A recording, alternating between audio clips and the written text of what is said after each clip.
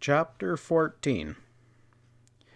When Madeline and her party recovered composure, they sat up to watch the finish of the match.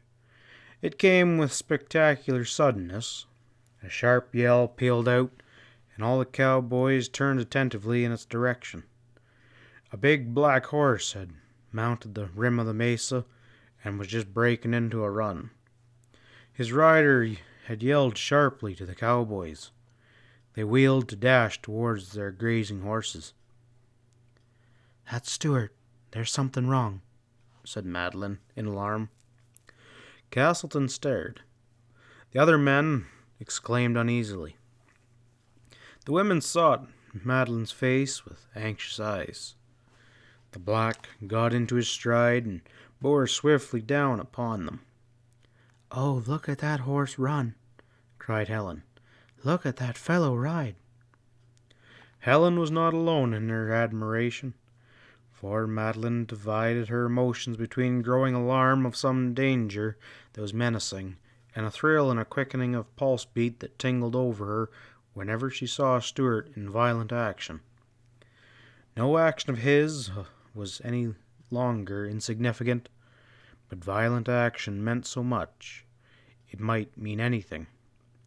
For one moment she remembered Stillwell and all his talk about fun and plots and tricks to amuse her guests. And then she discounted that thought. Stewart might lend himself to a little fun, but he cared too much for a horse to run him at that speed unless there was immediate need. That alone sufficed to answer Madeline's questioning curiosity, and her alarm mounted to fear not so much for herself as for her guests. But what danger could there be? She could think of nothing except the guerrillas.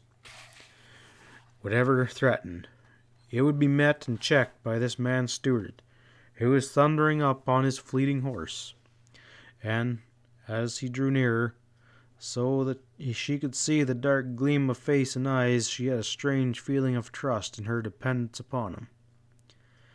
The big black was so close to Madeline and her friends that when Stewart pulled him, the dust and sand kicked up by his pounding hooves flew into their face.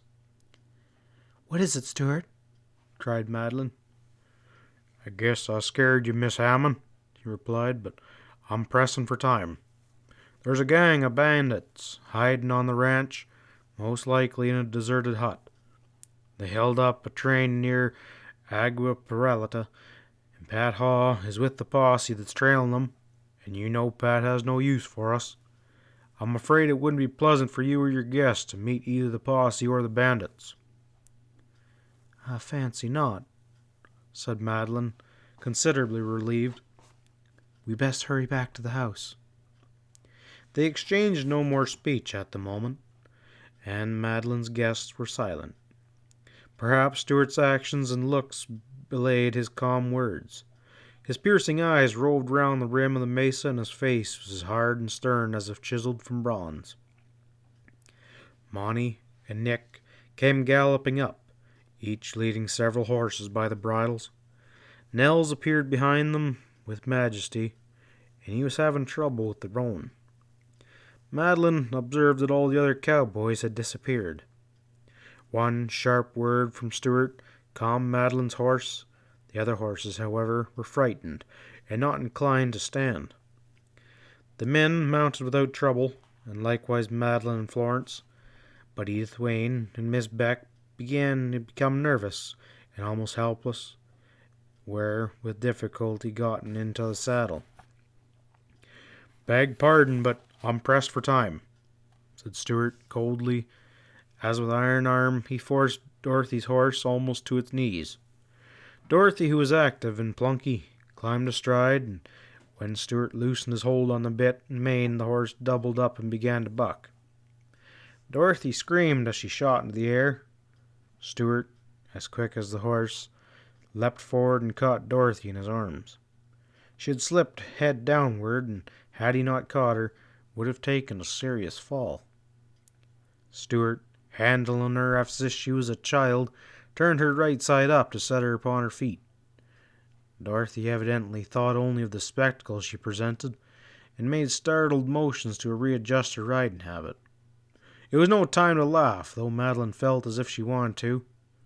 Besides, it would be impossible to be anything but sober with Stuart in a violent mood. For he had jumped at Dorothy's stubborn mount.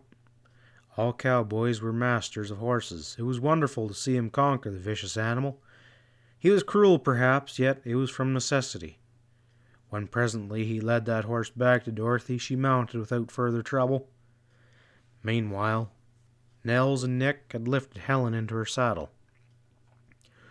"We'll take the side trail," said Stuart shortly, as he swung upon the big black. Then he led the way, and the other cowboys trotted in the rear.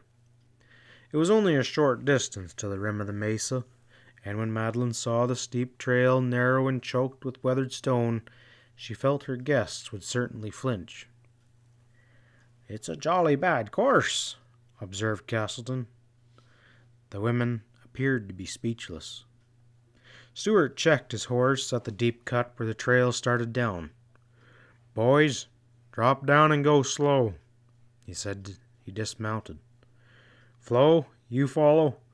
Next the ladies, let your horse loose and hold on. Lean forward, hang on to the pommel. It looks bad, but the trails are used to such trails."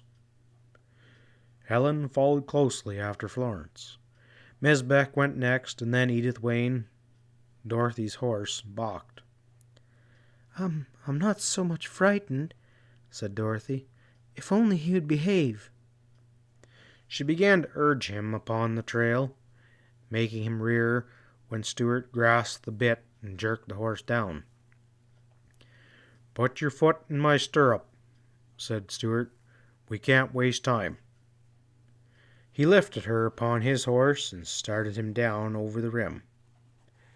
"Go on, Miss Hammond. I'll have to lead this nag down. It'll save time." Then Madeline attending to the business of getting down herself. It was a loose trail. The weathered slopes seemed to slide under the feet of the horses. Dust clouds formed, and rocks rolled and rattled down. Cactus spikes tore at horse and rider. Miss Beck broke into laughter, and there was a note in it that suggested hysteria. Once or twice Dorothy murmured plaintively. Half the time Madeline could not distinguish those ahead through the yellow dust.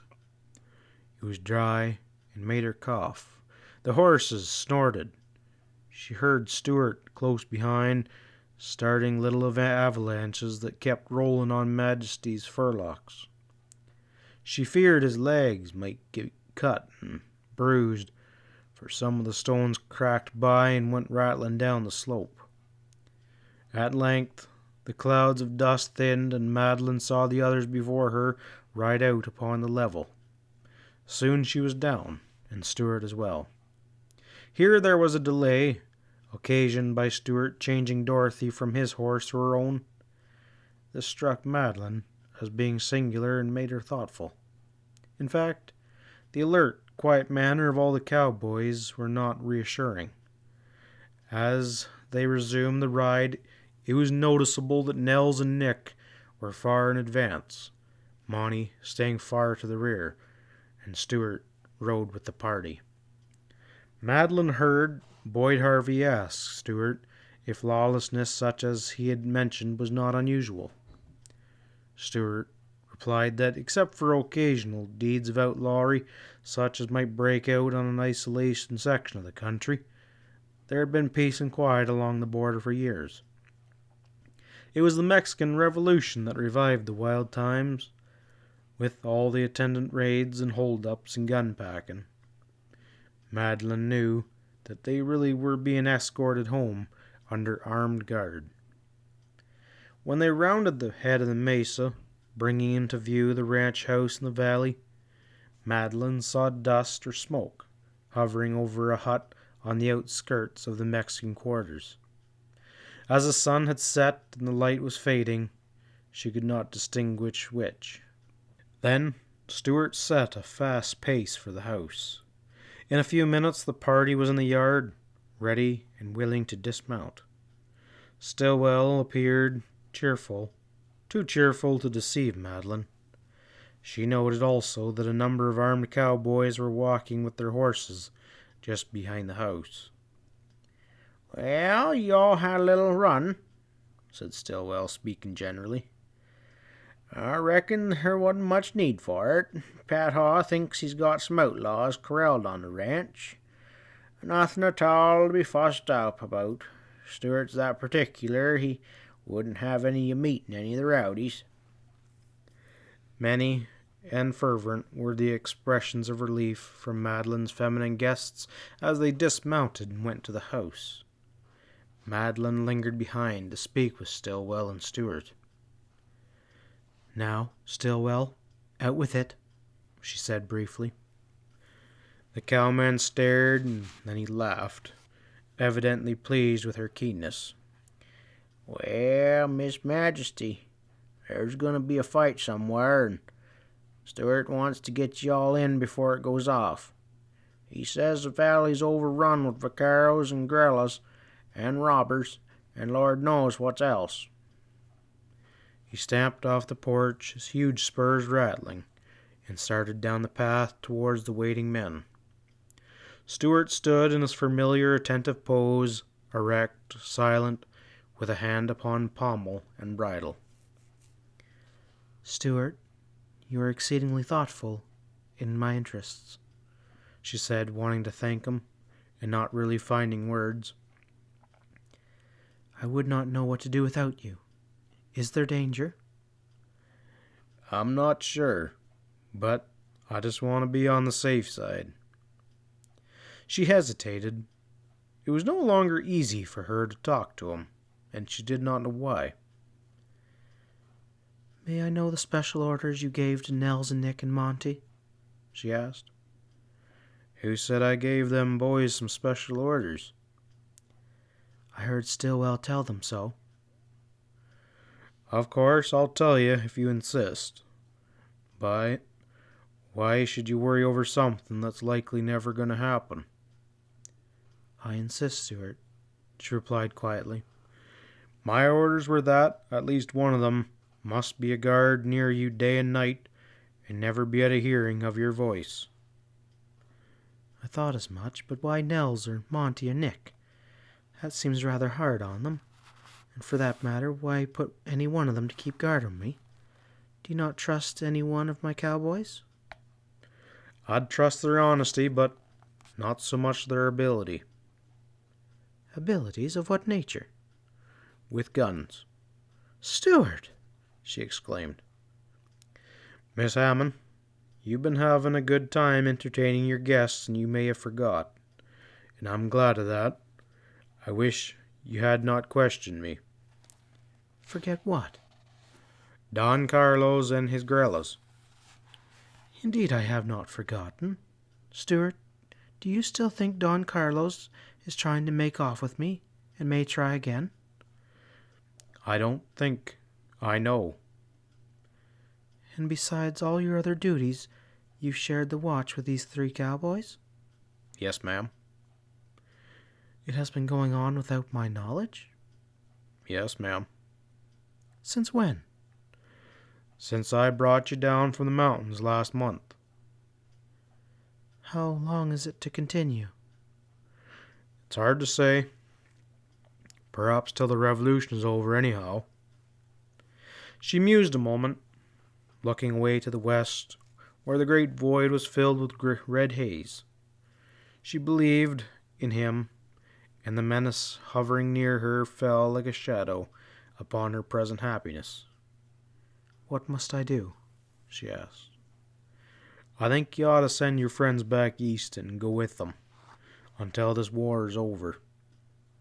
"Why, Stewart, they'd be heartbroken, and so would I." He had no reply for that. "If I do not take your advice, it be the first time since I have come to you looking for so much. Can you not suggest something else? My friends are having such a splendid visit, and Helen is getting well. Oh, I should be sorry to see them go before they want to." "We might take them up into the mountains and camp out for a while," he said presently. "I know a wild place up there among the crags. It's a hard climb, but It's worth the work.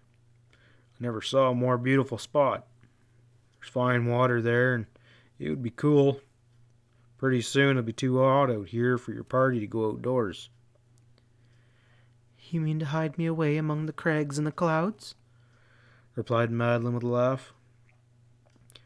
"Well, it'd amount to that. Your friends, they don't need to know. Perhaps in a few weeks this spell of trouble on the border will be over until fall." "You say it's a hard climb to this place." "It surely is. Your friends will get the real thing if they make that trip." "Well, that suits me. Helen especially wants something to happen, and they're all crazy for excitement." "Well, they'll get it up there. Bad trails and canyons to head, steep climbs, windstorms, there's thunder and lightning, rain, mountain lions and wildcats." "Very well. I'm decided. Stuart, of course, you'll take charge? Stuart, isn't there something more you could tell me? Why you believe my own liberty is in peril?" "Yes, but don't ask me to know what it is. If I hadn't been a rebel soldier, I might have never known." "If you hadn't been a rebel soldier, where would Madeline Hammond be now?" she asked earnestly. He made no reply. "Stuart," she continued with warm impulse, "you once mentioned you owe a debt to me." and seeing his dark face pale, she wavered and then went on. "It is paid." No, he answered huskily. "Yes, I will not have it otherwise." "No, that can never be paid." Madeline held out her hand. "It is paid, I tell you," she repeated. Suddenly, he drew back from that outstretched white hand that seemed to fascinate him. "I'd kill a man to touch your hand, but I won't touch it under the terms you offer." His unexpected passion discerned her. "Stuart, no man has ever refused to shake hands with me, for any reason." "It's scarcely flattering," she said with a little laugh. "Why won't you? Because you think I offer it as a mistress to a servant, or a rancher to a cowboy?" "No, ma'am." "Then why? The debt you've owed me is paid. I cancel it. So why not shake hands upon it as men do?" "I won't. That's all." "I fear you're ungracious, whatever your reason," she replied. "Still, I'll offer it again some day. Good night." He said good night and turned. Madeline wonderingly watched him go down the path with his hand upon the black horse's neck. She went in to rest a little before dressing for dinner, and being fatigued from the day's riding and excitement, she fell asleep. When she awoke, it was twilight. She wondered why her Mexican maid had not come to her and rang the bell. The maid did not put on an appearance, nor was there anyone to answer to the ring. The house seemed strangely quiet. It was a brooding silence, which presently broke to the sound of footsteps upon the porch. Madeline recognized Stillwell's tread, though it appeared to be light for him, and then she heard him call softly in the open door of her office. The suggestion of caution in his voice suited the strangeness of his walk. With a boding sense of trouble, she hurried through the rooms. He was standing outside her office door. "Stillwell," she exclaimed. "Is anyone with you?" he asked in a low tone. "No." "Please come out onto the porch," he added. She complied, and once again was unable to see him. His grave face, paler than she ever beheld it, caused her to stretch an appealing hand towards him. Stillwell intercepted and held it in his own. "Miss Majesty, I'm amazingly sorry to tell worrisome news." He spoke almost in a whisper, cautiously looking about him, and seemed both hurried and mysterious. "If you heard Stuart cuss, you'd sure know how we hate to have to tell you this, but it can't be avoided. The fact is that we're in a bad fix. If your guests aren't scared out of their skins, it'll be owed to your nerve and how you carry out Stuart's orders." "You can rely upon me," replied Madeline firmly, though she trembled. "Well, what we're up against is this. That gang of bandits Pat Haw was chasing, they're hiding in the house." "In the house?" echoed Madeline, aghast. "Miss Majesty, it's the amazing truth, and ashamed indeed I am to have to admit it. Stuart, well, he's wild with rage to think it could have happened. You see, it couldn't have happened if I hadn't slopped the boys away off to the golfing links, and if Stuart hadn't rid out of the mesa after us. It's my fault. I've had too much femininity around for my old head. Gene cussed me. He cussed me sure scandalously. But now we gotta face it and to figure." "Do you mean there's a gang of hunted outlaws, bandits, have actually taken refuge somewhere in my house?" demanded Madeline. "I sure do. Seems powerfully strange to me why you didn't have to find something was wrong, seeing all your servants have been left." "Gone? Oh, I missed my maid. I wondered why no lights were lit. Where'd my servants go?"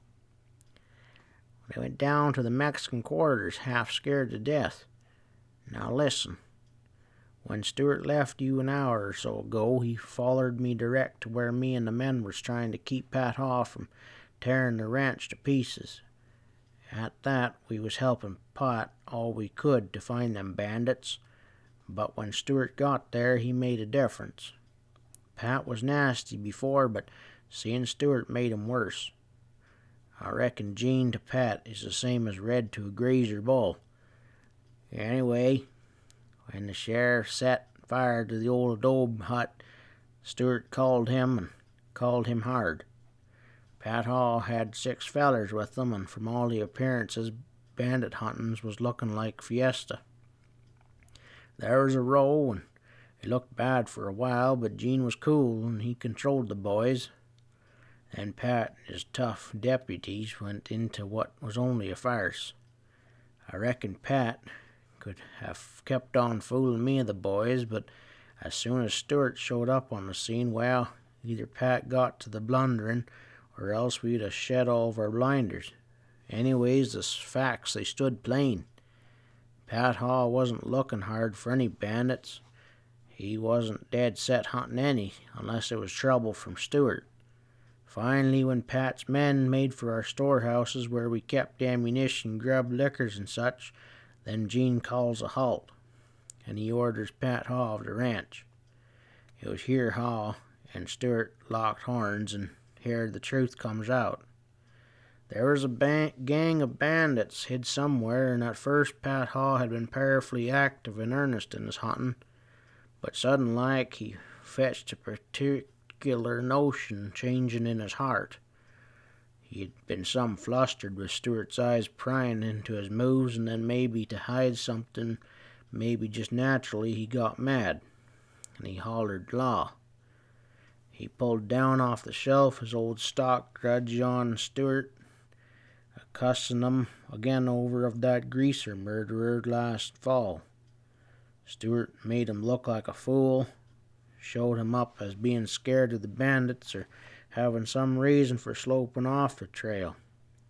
Anyway, the row started all right, and but for Nels, it might have amounted to a fight. In the thick of it, one of them deputies lost his head and went for his gun.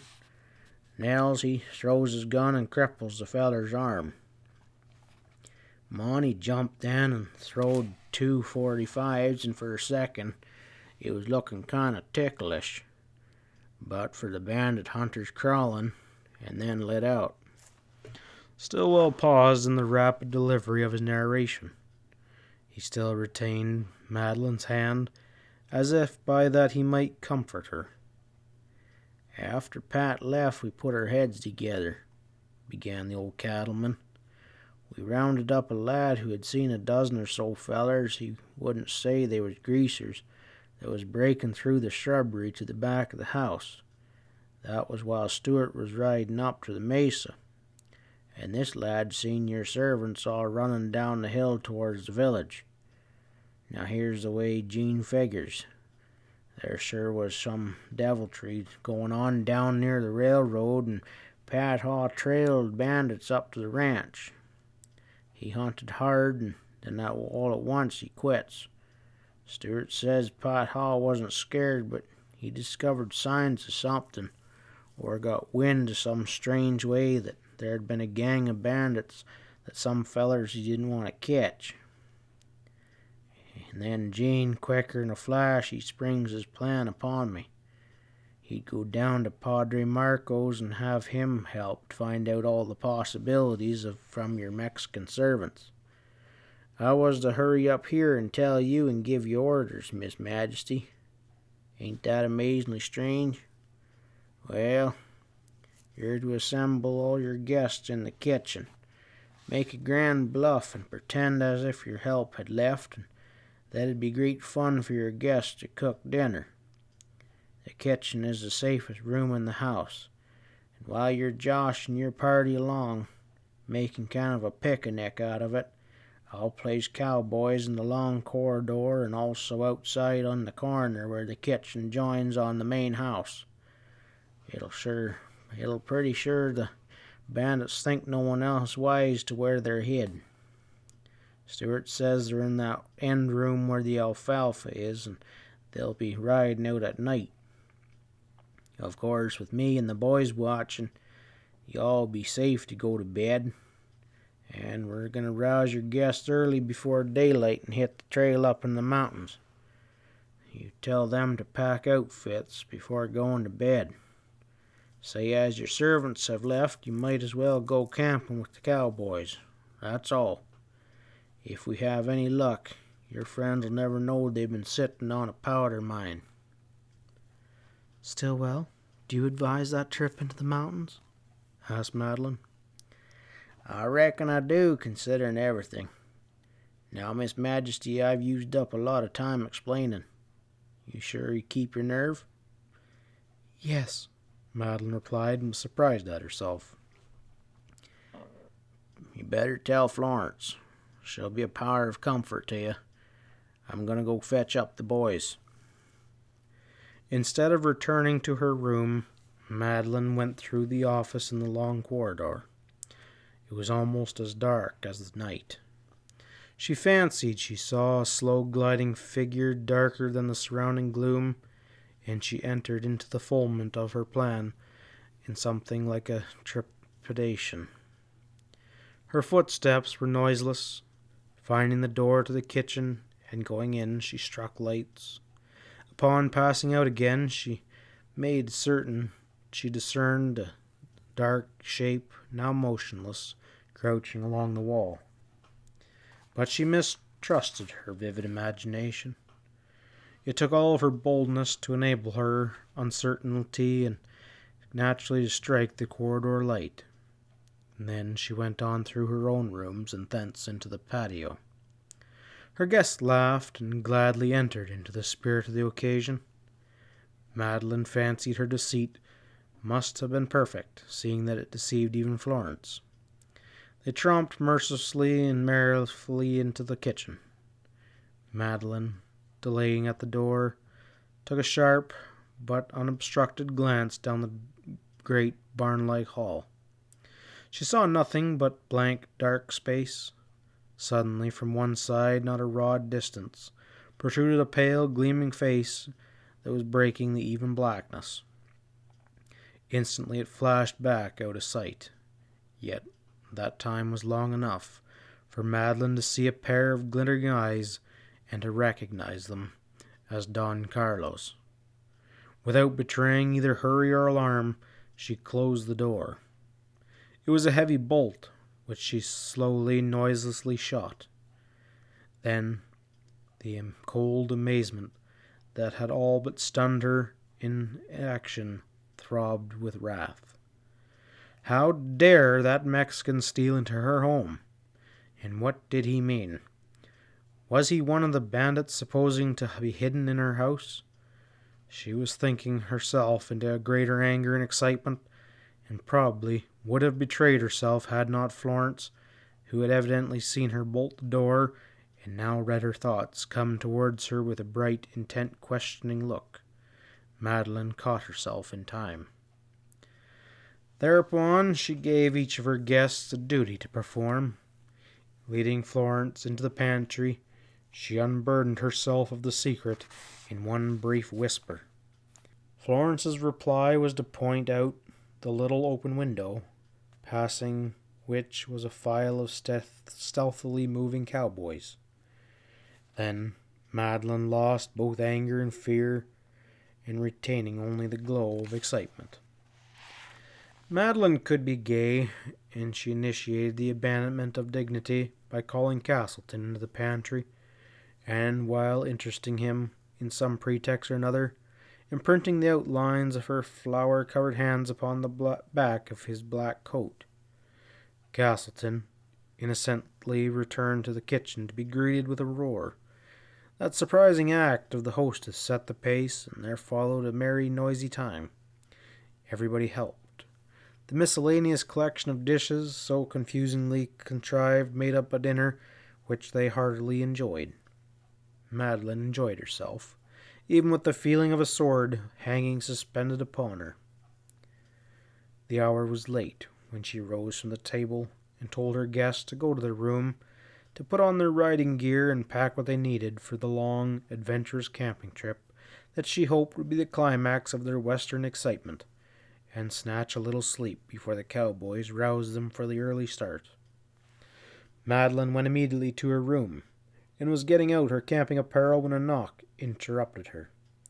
She thought Florence had come to help her pack, but this knock upon her door opened into the porch, and it was repeated. "Who's there?" "Stuart," came the reply. She opened the door, and he stood on the threshold.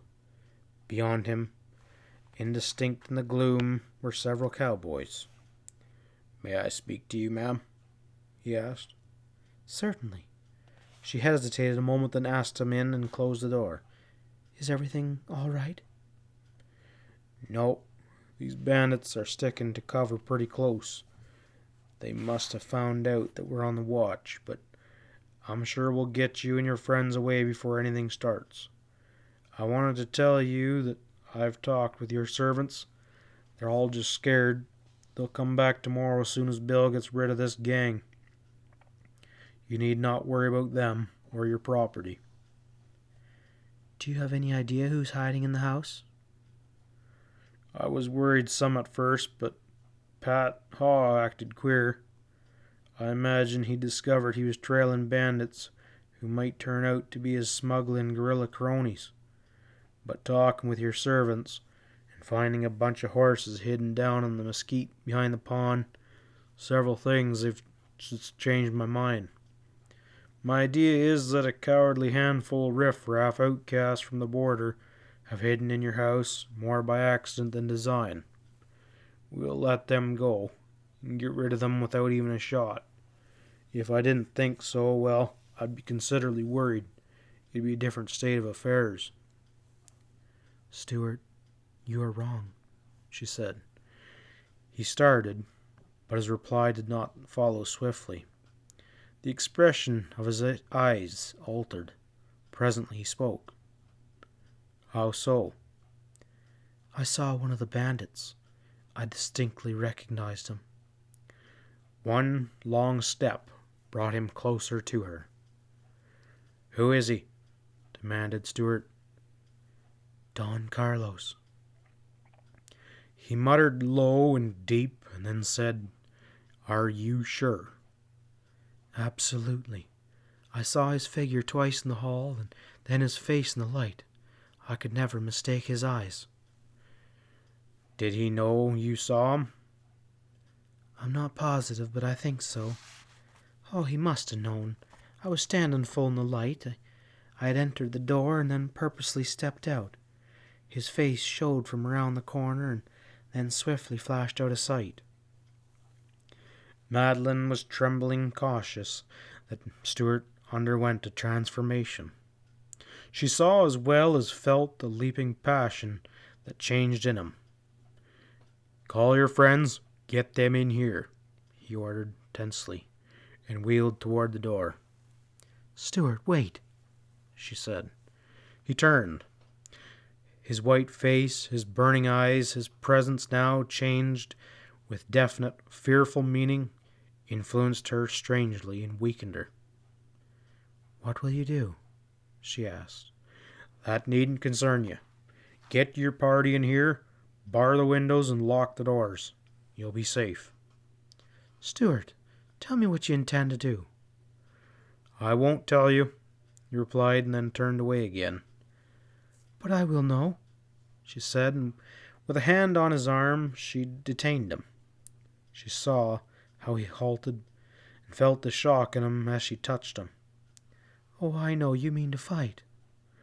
"Miss Hammond, isn't it about time?" he said. Evidently he overcame a violent passion for an instant. There was weariness, dignity, even reproof in his question. "The fact of this Mexican's presence here in your house ought to prove to you the nature of the case. These vaqueros, these guerrillas, have found out you won't stand for any fighting on the part of your men. Don Carlos is a sneak, a coward, yet he'd not be afraid to hide in your own house. He has learned you won't let your cowboys hurt anyone.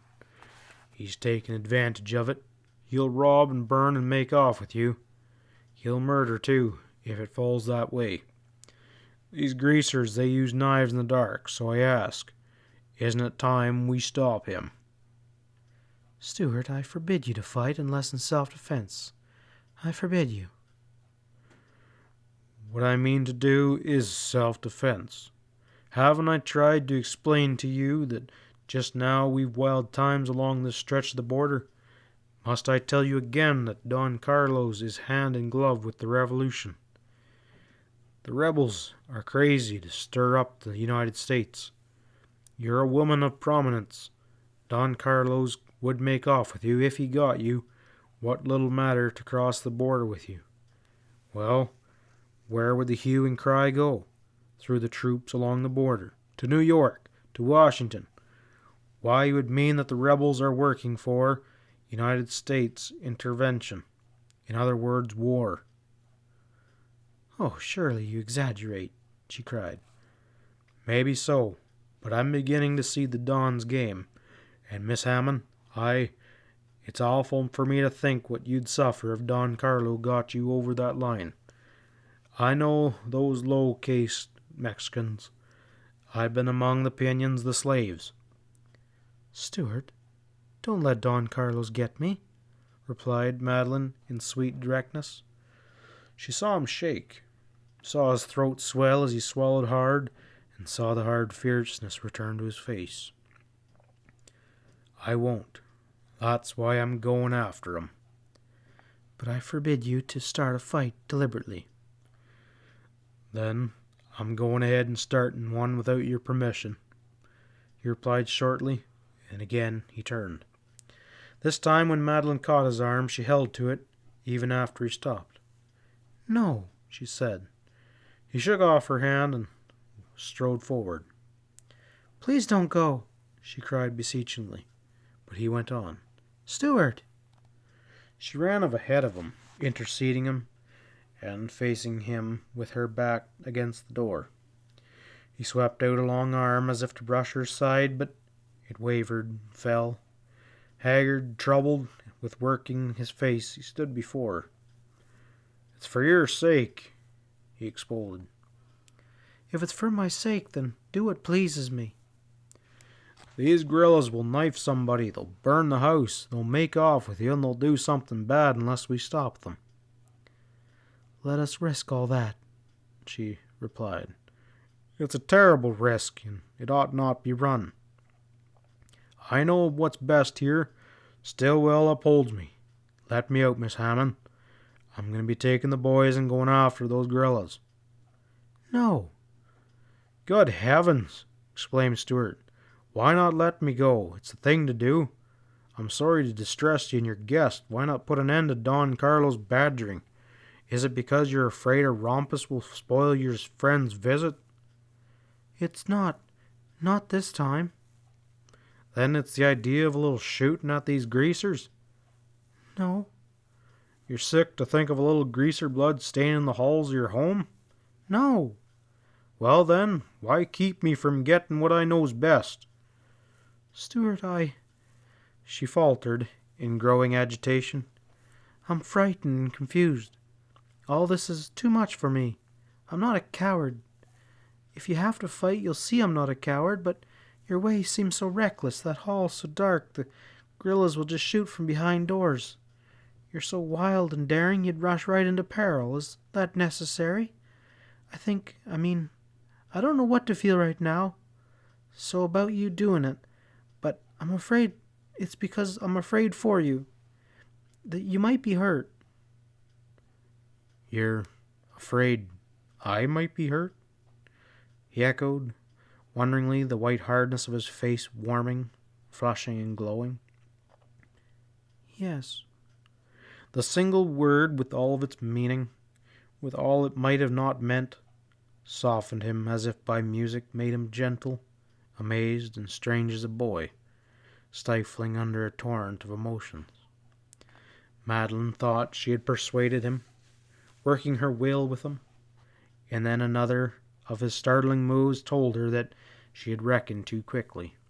This move was to put her firmly aside so as he could pass, and Madeline, seeing he would not hesitate to lift her out of the way, surrendered to the door. He turned on the threshold, his face still working, but the flame-pointing gleam of his eyes indicated the return of the cowboy ruthlessness. I'm going to be driving Don Carlos and his gang out of the house, he declared. I think I may promise to do it without a fight, but if it takes a fight, off he goes. End of chapter 14.